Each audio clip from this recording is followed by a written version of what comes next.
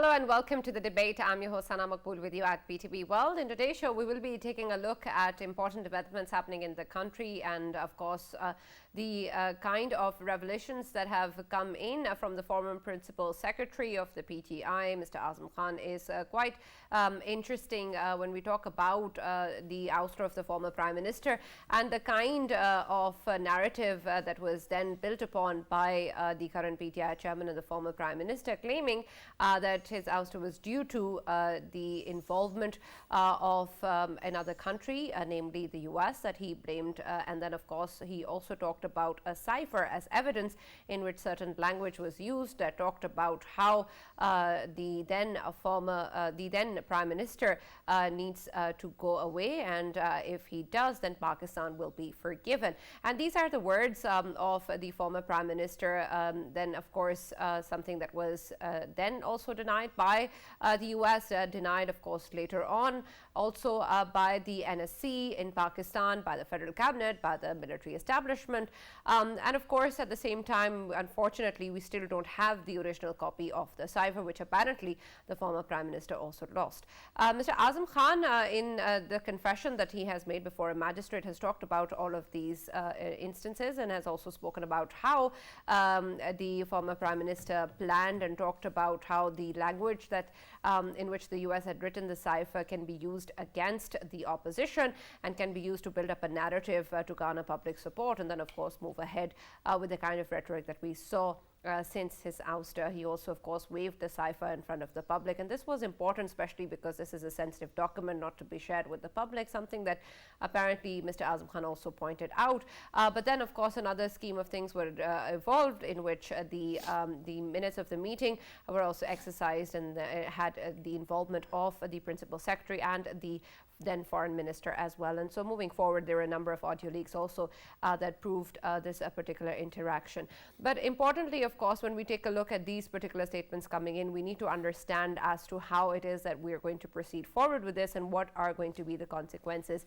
If there is more and more evidence and claims being made against the way that this narrative was built up, then what is it that is to be made of the people who have been involved in it, and not just the former Prime Minister, but everyone else that was on board as well?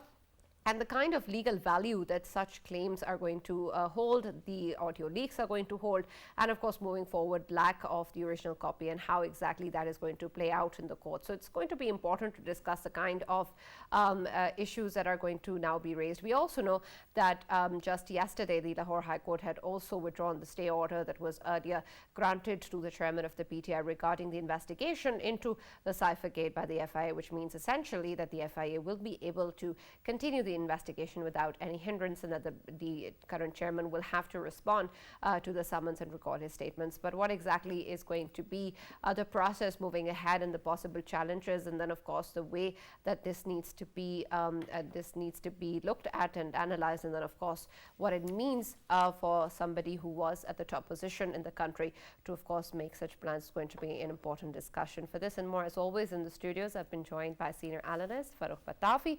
We've also been joined online by political analyst and legal expert Mr. Muneeb. Qadir, thank you very much, Muneeb, for being a part of the discussion.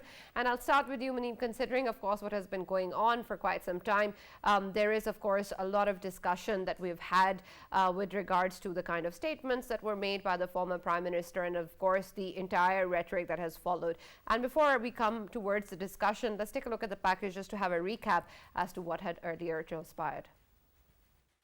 Consequently, the resolution for vote of no confidence against the Prime Minister of Islamic Republic of Pakistan has been passed by a majority of the total membership of the National Assembly. The controversy surrounding the non-confidence motion against the former Prime Minister took a dramatic turn when the embattled former Premier brandished a letter at a rally, claiming it contained evidence of foreign conspiracy hatched to topple his government. The narrative behind the cypher, which the PTI chief has for long presented as evidence of the foreign conspiracy to oust him, has been debunked today, as the ex-Principal Secretary Azam Khan came out with an unpardonable charge sheet. Azam Khan termed the US cypher a conspiracy used by the ex-Prime Minister to manipulate for creating a narrative against establishment and the opposition. The confession mentions Azam was told that cypher could be used to divert the public's attention towards foreign involvement in the opposition's no-confidence motion. In September 2022, a clip had surfaced on social media, seemingly featuring a conversation between the PTI chief and Azam Khan, where it was deliberated to play out diplomatic cable. It has also been established that a copy of cypher had gone missing from the Prime Minister's House records. Interior Minister Rana Sanaullah suggested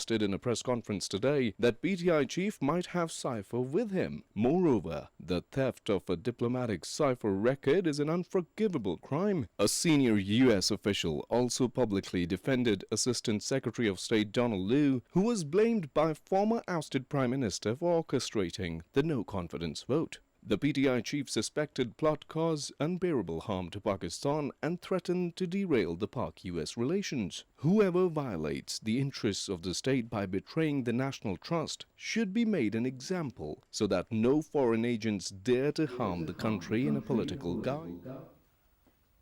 Right. So, Muneeb, the way that we have, of course, seen the political dynamic evolve and the kind of narrative that has been built by the former Prime Minister is quite evident. But since then, there is, of course, a lot of issues and a lot of statements and then, of course, evidence coming in from the top leadership and, of course, from the US as well, denying his claims and making whatever statements that he has previously made less and less believable. And then, of course, now this coming in from the former Principal Secretary is also important as we move forward. But I want to understand, as we step ahead, what sort of dynamics and issues do you think that still remain? I understand that the investigation may still continue, but in terms of the kind of evidence that is required and what is going to hold value in the court, how do you think that this entire case is now going to transpire and the value that Azam Khan's confession is going to have in the court? I mean, I would like Principal Secretary to the former Prime Minister have been damning. And it's not like we were not aware of it, because you've just spoken of evidence. The evidence is overwhelming. I mean, Azam Khan's statements coupled with the audio leaks of September 2022. And in addition, the PTI chair's own statements. First of all, he has authenticity of. He actually confirmed that that was him speaking in the audio leaks, where he said that we would a theory, which is basically a conspiracy theory. And he's also, I think, jeopardized his own narrative when he has said on, a lot of media platforms himself that he had the diplomatic cable and then he lost it. Now, the thing is that, first of all, he has confessed, the former Prime Minister, the PTI chairman, he has confessed that he stole the diplomatic from the Foreign Affairs, and then it is an offense under the Official Secrets Act 19. The cypher to cypher with him in his possession, because he said he lost it. And at that time, one of his own party members, Fawad Chaudhry, said that he had not lost the cypher. So there are a lot of discrepancies in the way that he concocted this whole tale of American cypher. He could not, stick to his own narrative. The fact that he has been going on international media and saying that all that is behind me now. And he's even categorically said in November 2022 himself that it was not an American conspiracy which ousted him. And then he, put the blame on the then army chief and his opposition, the current government. So there are so many discrepancies that, the evidence is overwhelming. It's only getting worse for him. And just today, the PTI chairman, the former Prime Minister, he has even tweeted that there's more drama to come. I'm going to make further revelations in my defense. But I'm sorry, he's only trying to defend the indefensible. It's absolutely indefensible. And one last point I want to make before we move on to the list is that not only is it an offense under the Official Secrets Act, but it also goes against his oaths as the Prime Minister, due to which he should be disqualified from holding public office ever again, because under Article 91, when the PTI chairman took his prime ministerial oath, he had promised that he would never make public any information that he would receive in confidence as the Prime Minister. Now, what could be a more serious violation and a more serious breach of that oath than, making a diplomatic cipher and its contents public, and you were brandishing that letter saying that this is the diplomatic cipher that you had received, not only did it jeopardize Pakistan's foreign relations and Pakistan's relations with United States of America, which has been a very key ally in our diplomatic relations, but he also placed his own interests before the national interest. So I think that this should spell the end of his political career.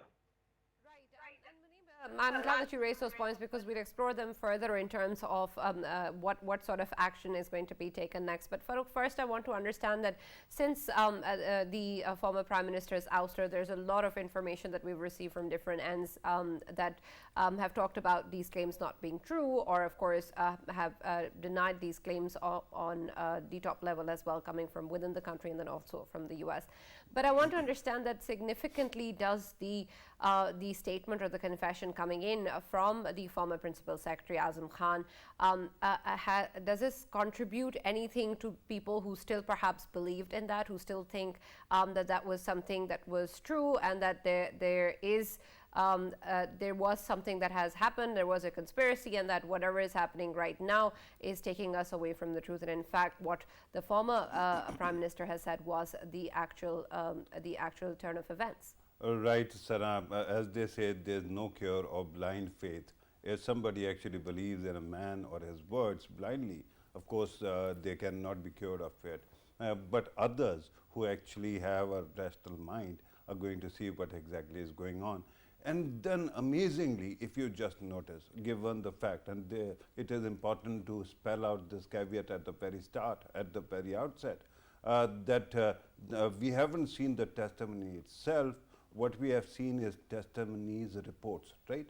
But amazingly so far, all the media pundits who have been in the past actually, analyzing facts or assumptions or reports on far more flimsy, evidence that was available. I draw your attention to Mian Nawaz Sharif's, case, the Panama case. At that time, all these people were regurgitating these reports as gospel truth. But today they were running an interference campaign. All of them wanted to see the man himself speaking in public and then speaking on record and perhaps, if possible, speaking to them. So I was wondering what exactly is happening with media management here. I think that we understand that there are many sympathizers of PTI in the media. And I can live with that because this is how democracy actually works. But, the most frightening example was of those who wanted to actually go with both sidism just to actually burnish their credentials as moderates or as unbiased.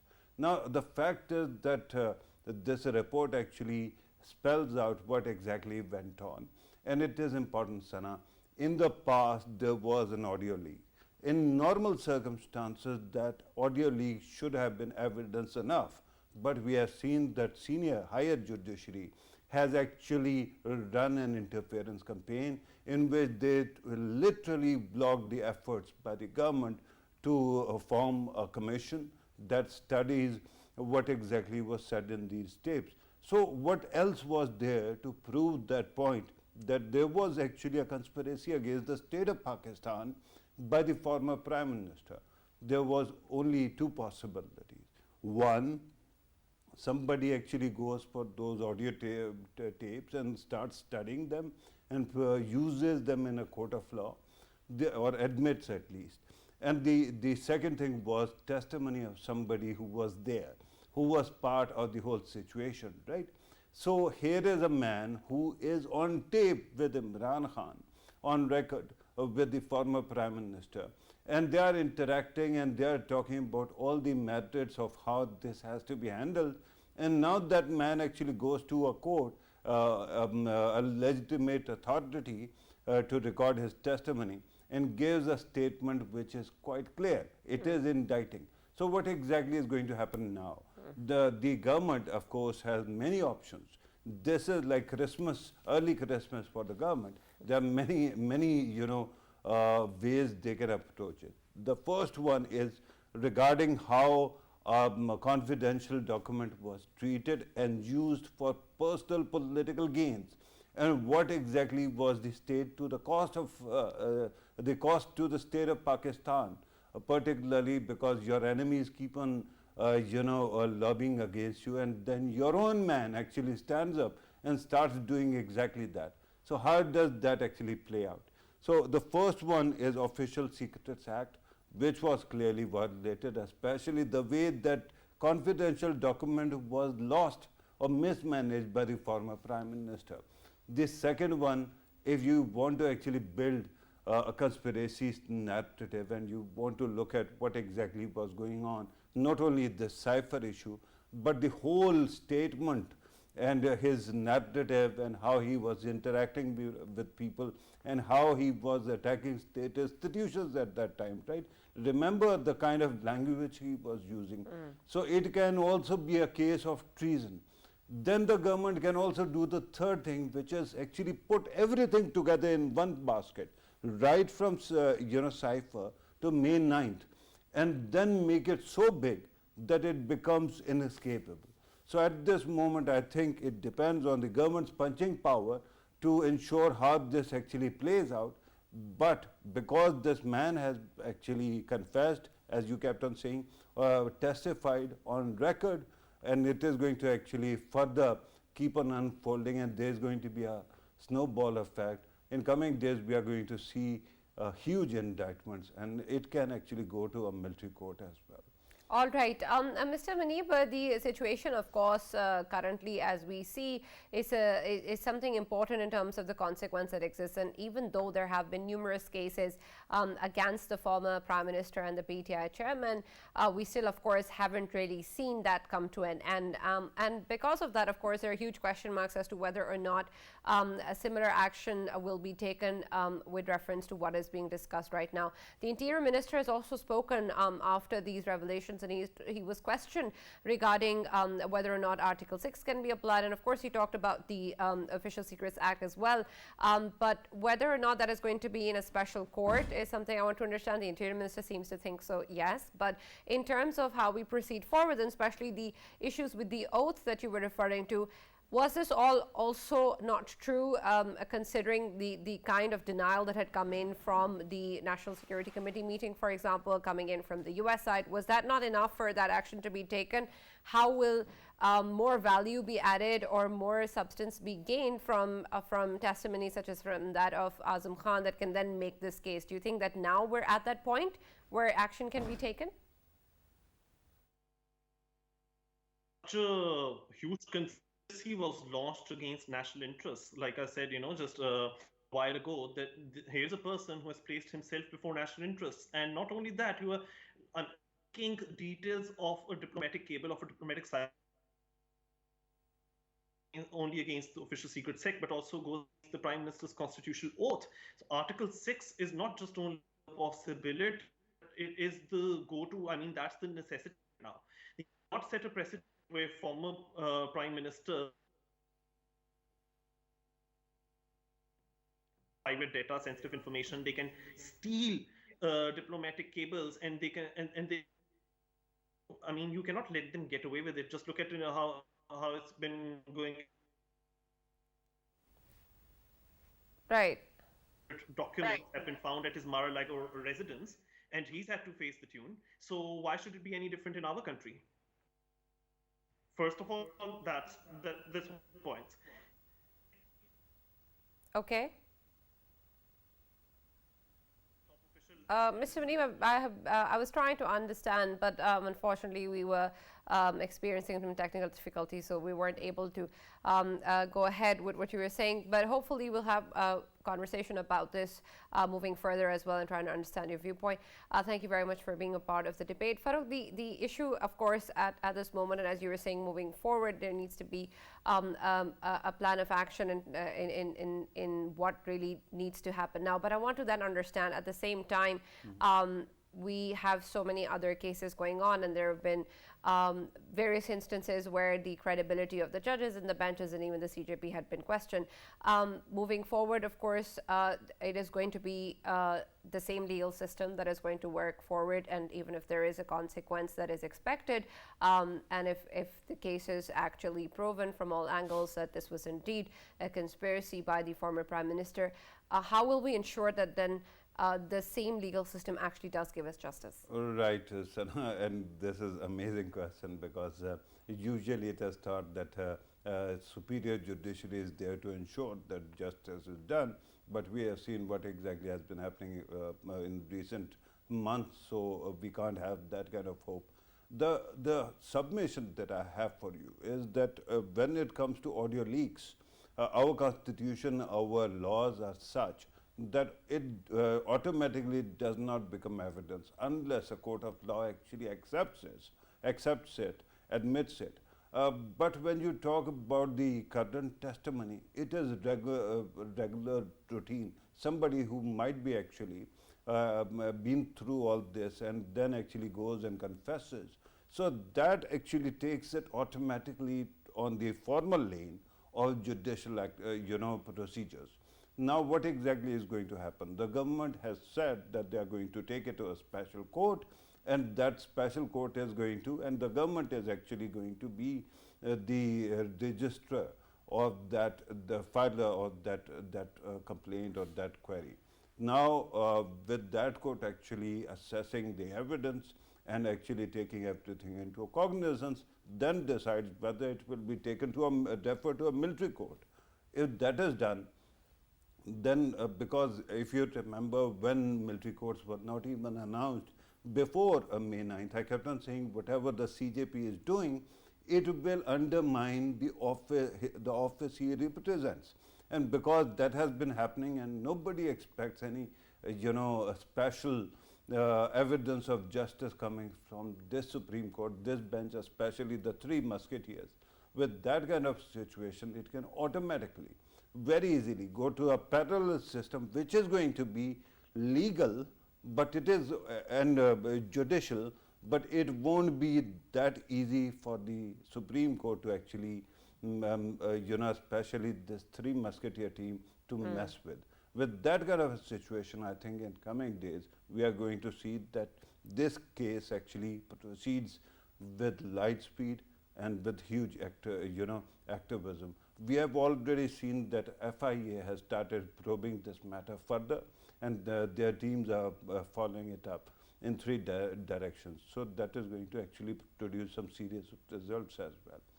All right. Let us also welcome in the discussion Ms. Batool Rajput, who's joined us online. She's a senior journalist. Thank you very much, Batool, for being a part of the discussion. We're talking, of course, about what the former Principal Secretary, Azam Khan, had to say regarding the cypher and the US-led conspiracy that was, of course, accused by the former Prime Minister that eventually led to his ouster, so he claimed. But, of course, we have had denials coming in from different quarters. What do you think about this now coming in from the former Principal Secretary of the then Prime Minister and the kind of weightage it gives to what he is claiming? I believe that it's for the first time I have read about history, political history of Pakistan, and I believe that it's probably for the first time that something like that is declassified as a sitting Prime Minister tries to make a diplomatic cable disappear, and his team knows about it. I think this is very alarming. How can a sitting Prime Minister do that? But I think we should not ignore the fact that the timing of all this situation, the way it is unfolding, is very important. Because of its timing, we can understand the inclination of establishment and the inclination of the sitting government. But at the same time, there's a question that why the former Principal Secretary was quiet for so long. And if he is disclosing the facts at this very moment, they're still meaningful, but it doesn't mean that he's not answerable for why he kept quiet for so long. He's answerable as well. But I think the matter should be investigated. And for me, as a journalist and as a Pakistani, this is very disturbing that as a sitting prime minister, you think of exploiting something diplomatically important. And I hope you remember the national security meeting right after this issue about the cipher. And in that national security meeting, it was all of this issue was diffused, and nobody uh, took it on nerves that something like that has happened. So I believe, but the statement coming from former principal secretary is quite alarming, and yes, it should be investigated, and I hope uh, when the investigation is done, it is done transparently, and the relevant people, the cabinet members, the former prime minister, the former principal secretary, they're equally answerable, and there should be a thorough probe about this. Um, and there's another point which straight away goes against former prime minister, is that he kept on changing his stance about the issue. First it was US, then it was former chief of army staff, then there was a owner of a private TV channel, then there was PDM, and then there was this concept of imported government. So I think the way he handled his own narrative was not mature enough to stand by his own side. So I think he literally devalued his own statements by taking continuous U-turns from his narrative. And yes, after this statement of former principal secretary, the former prime minister's position becomes really difficult, and I think he's in hot waters now. Right, and Farrukh, we have seen that previously also there seem to be many instances where people have claimed that the former prime minister is in hot waters, that the times are difficult, that he has a number of cases, and there are lots of things going against him. But I want to understand that still, irrespective of all of what seems to be blatantly done wrong by him and claimed by the prime minister of Pakistan as well, the military leadership as well, we still really haven't seen any real consequence happening. Do you think that that's because due course is being followed in terms of the legal proceedings, or is there more to that in terms of the kind of leverage that he enjoys, and whether or not there can be a possible end to all of this before the next general elections? Right. Sana, for a political party that kept on saying that we need one Pakistan, not two Pakistans, PTI certainly keeps on demanding two standards of justice. One, how the rest of Pakistani people and politicians are treated, and the other one, how former prime minister or chairman of PTI is treated and how his party is treated. So at this moment as well, this idea that somehow that gentleman is made of Teflon is something that has been actually marketed quite effectively. And as I was pointing out earlier as well, it is a huge investment in media and social media that has played out that way. So I want you to actually look beyond this veneer of propaganda that he cannot be arrested or he cannot be prosecuted, especially because now somebody who was principal secretary is not only going to be a test, is going to give testimony, he is going to be an approver. With somebody who is an approver, you know that that person is perhaps going to get a light sentence, but he is going to unfold everything wrong that was done during your time, and he is going to reveal all the truths. So that is exactly what is going to happen, but we have already seen the kind of propaganda that has started, especially coming from PTI officials who kept on actually undermining all of this through what about tree. This has happened, but what about that meeting? That meeting happened, but what about those people who kept on doing similar kind of thing but walked free? It is unprecedented, by the way. And I think that there are many cases that are following the former prime minister, but it is clear that one of those three major cases or four cases, one regarding that property dispute NAB case, the other one Tosha Khana, third one May 9th, and the fourth one this one. One of them is going to finally get him. Right.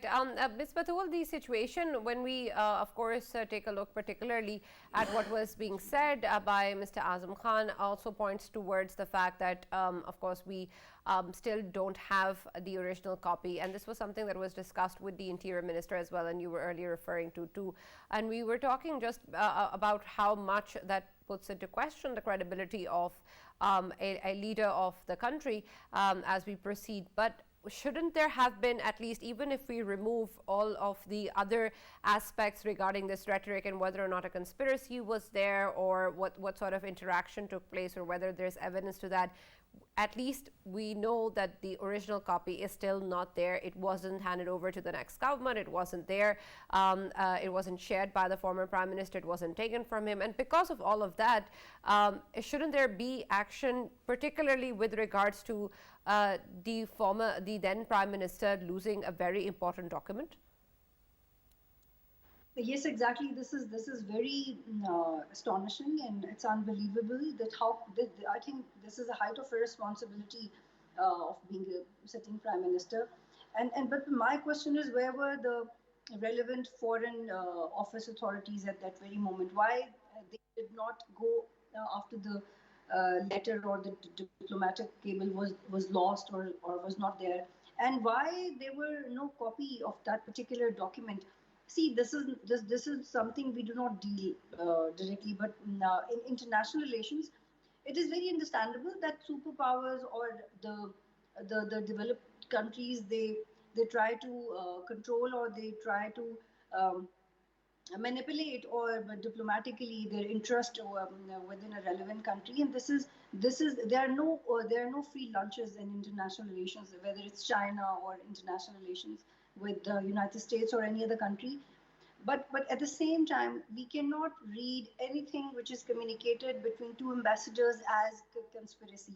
At that very point, when we were doing programs on this particular issue, I myself spoke to ex-ambassadors, sitting ambassadors, and we tried to understand that what exactly this cipher is, and what is this communication that we are so concerned about, and how it got leaked, and how a sitting prime minister can play on it. Should it be taken seriously?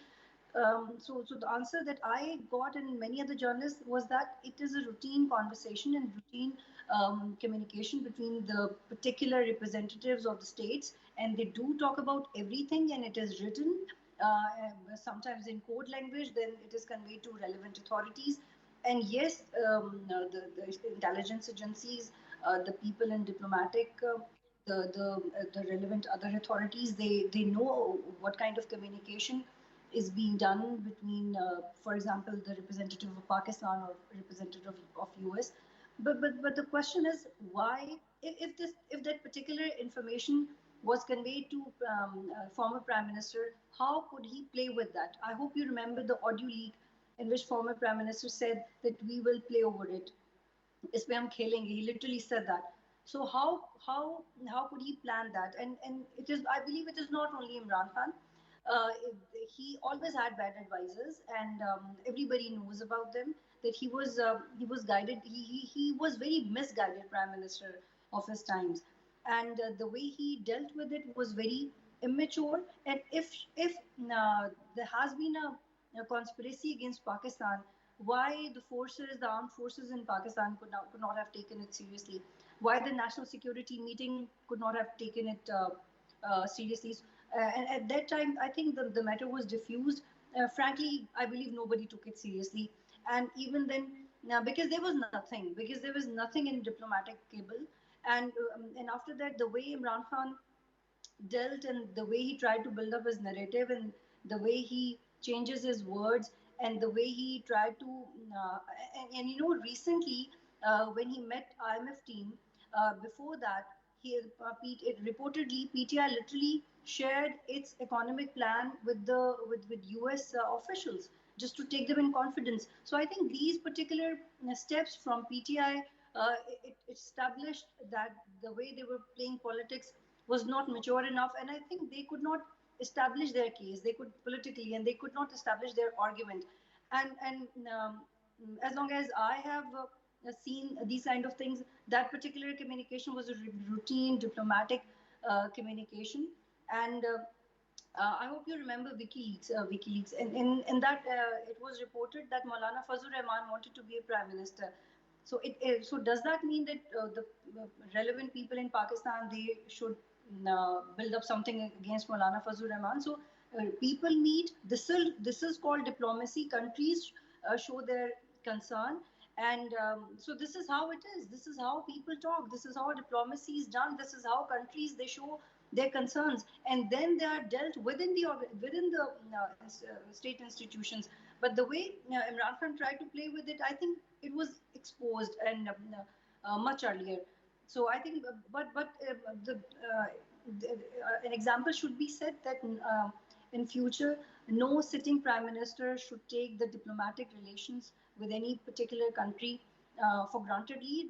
Recently, Prime Minister Shehbaz Sharif said that it took us 15 months to take a maritime confidence, and it was directly related to the IMF agreement that we were going to have, and our government literally struggled and the senior journalists who were working on economy, they literally did the story that there are concern in US, and they are directly related to the speeches made by Prime Minister, former Prime Minister. So I think now it's time to investigate it, and now it's time to make the cabinet members answerable, former prime minister answerable. I don't think so that only Imran Khan is able or capable to think this kind of idea. He always had bad advisors, and he was not politically mature to understand that he should not get into something that he doesn't believe in, or he has no. And the disappearance of diplomatic cable, it should be investigated. I think for that, the Foreign Office is more responsible. That how a diplomatic cable can be lost, and why a sitting prime minister asked for it, and why it was given to him, and why and who was his confidant at that very moment. So I think answers should be there, and state should take it seriously, because it literally spoiled Pakistan's impression internationally. And I hope that we got over it. But this is something serious, and we have to look into it as a state now. Right, absolutely. But of course, one would think that somebody who's at the top position is able to make the right choices. But moving forward, I want to understand, Farrukh, that the way that the accountability, of course, at the end of the day comes to the top position. I understand that, of course, that the Prime Minister would be, of course, responsible for whatever is going on. But as Azam Khan has also spoken about the meeting between him, the then Prime Minister, and the then Foreign Minister as well, and there were audio leaks regarding that as well, there seems to be, of course, a lot of other people's involvement if we move forward with investigation, and of course we'll be getting more evidence towards that as well. But if we take that to be the case at the moment, what sort of aspects can then be established in a situation where there is, of course, a sitting Prime Minister who is then making the end decision for something to take place, and the involvement of other party leaders or position holders or cabinet members that are involved in that process, and how will then the accountability be shared? Right. Thank you very much, Sana, for that question, because again, it's a heavy question and it has many moving parts. But then what the guest was saying, there's a lot to unpack there as well. So I want to actually, with your permission, try to unpack both these questions. First of all, I think that this point is not sinking in right now. What is the role of a principal secretary to Prime Minister in this country, right? The most important thing to understand is that most of the letters that are signed by the Prime Minister's office or sent out are signed by the principal secretary, not the Prime Minister, right? The role is so, connected to the Prime Minister that sometimes you don't even need any kind of written, communication between the Prime Minister and Secretary, because then Secretary is fully empowered to actually sign on his behalf and send out letters, orders and everything. So what does it make him? Almost the Prime Minister. So the person who is actually confessing at this moment is not only a testimony, bears testimony to history, he is part of history. So he is going to, if he starts spilling beans, it can go really far. This is one aspect that is important to understand. The second thing is about the cypher itself. It is correct that diplomatic cables between embassies and the Foreign Office, not only in our country, all over the world, are coded. That's ergo cipher, right? And they're highly secured. So what happens is that there is a strong room in every embassy, and there is a strong room in our Foreign Office. A cable is sent out from there through those codes, and that is then received in this strong room, and there it is deciphered by one person. That person then does not actually copy it or send it elsewhere. It is destroyed. That person actually writes down a summary, and that summary actually goes out to everyone that has to be marked, right? For example, the Prime Minister's office, for example, the Army Chief, for example, the Foreign Minister. So those summaries then, how do they move? They are taken by hand by this person who happens to be the runner as well, and then that person actually goes and hands over in custody of the secretary, right?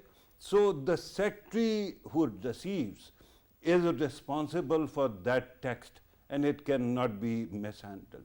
So the people responsible are not Foreign Office. The people responsible are Azam Khan himself, because he allowed that text to leave his possession and go to the Prime Minister, former Prime Minister, and then that Prime Minister, because he actually lost it. It doesn't happen, Sana. The Prime Minister's office is thought to be one of the most fortified places in the country. So if it is lost, it is either he has actually taken it home or elsewhere, or he still has possession. It amounts to an act of treason then, right?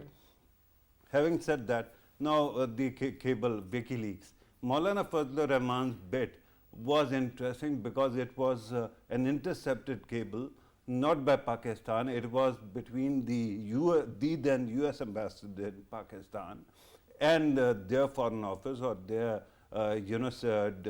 Department of State, and it was intercepted, and it was the impression of that ambassador, right?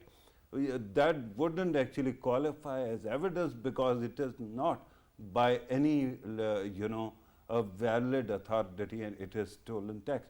But when you talk about a text that was transmitted from Pakistan's embassy to Foreign Office, from there it was hand-carried to the Prime Minister's office, then that becomes a crucial document, and there can be a prosecution. Now, who was involved? It is clear when you listen to tapes that there are 3 or 4 people who are involved. For example, the first person who is involved is Azam Khan himself.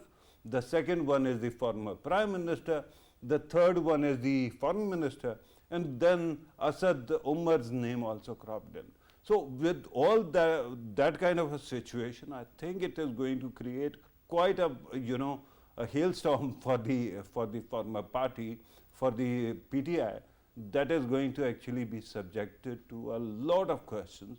And I think that in coming days, Azam Khan is also going to come to media and talk to media as well. So all those people who kept on actually hair splitting what was in the reports, they are going to be answered as well. Right. We're short on time, but also anything you'd like to add before we conclude? I believe that there should be an investigation irrespective of who is responsible and who is not. Superficially, all the relevant institutions and all the relevant authorities should be asked the relevant questions, and there should be an example so that we can save ourselves from further embarrassment in future.